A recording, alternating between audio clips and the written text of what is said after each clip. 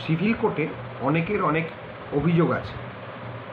যেমন কেউ সাক্ষী দিচ্ছে, মিথ্যে সাক্ষী, আদার সাইড বুঝতে পারছে কিন্তু তার জন্যে কোনো শাস্তি দিতে পারছে না কোর্ট থেকে। দেখুন, যদি কেউ মিথ্যে সাক্ষী দেয়, ইন্ডিয়ান পেনাল কোডে তার শাস্তির কথা বলা আছে এবং এভিডেন্স অ্যাক্টেও কীভাবে প্রমাণ করতে হবে সেটাও বলা আছে। রিটেন স্টেটমেন্টে যদি মিথ্যে কথা লিখে থাকে বা কোনো পিটিশনে যদি মিথ্যে কথা লিখে থাকে, সেটা একমাত্র প্রমাণ হবে সাক্ষী বক্সে উঠে যদি মিথ্যে কথা বলে থাকে।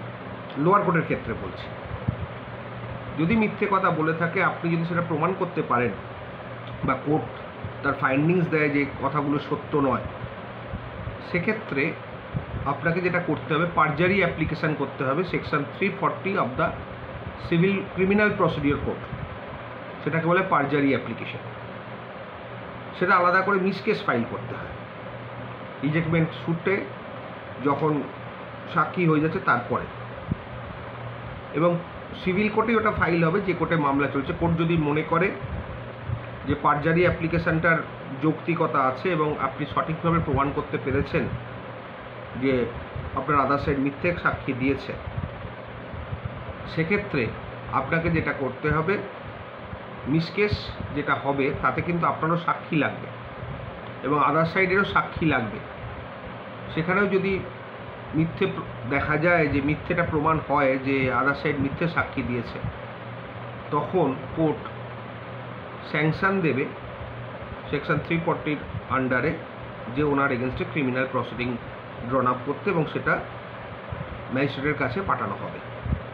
কিন্তু এক্ষেত্রে একটা অসুবিধে আছে, আপনার রেকর্ডটাও কিন্তু চলে যাবে যেটা মামলা চলছে। সুতরাং পারজারি অ্যাপ্লিকেশান করতে গিয়ে আপনি কিন্তু আপনার মামলার কোনো ক্ষতি করবেন না।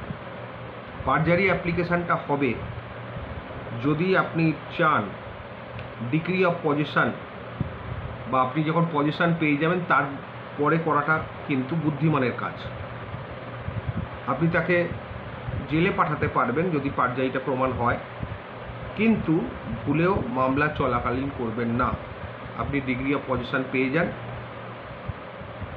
মানে ফিজিক্যাল পজিশন পেয়ে যান, তারপরেই আপনি পারজারি অ্যাপ্লিকেশান করবেন। তার আগে করলে কিন্তু আপনার রেকর্ড থেকে আটকে যাবে, রেকর্ডটাও ট্রান্সফার হয়ে যাবে ক্রিমিনাল কোর্টে।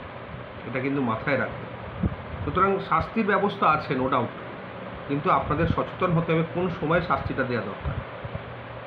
এটা এই না হয় যে আপনি শাস্তি দিলে নিজেই সেই শাস্তির এফেক্টের মধ্যে পড়ে গেলেন। মনে রাখবেন, প্রত্যেকটা জিনিসেরই একটা স্টেজ আছে, সবকটা স্টেজে কিন্তু সব কিছু হয় না। আর এই পর্যন্ত, ভালো থাকবেন।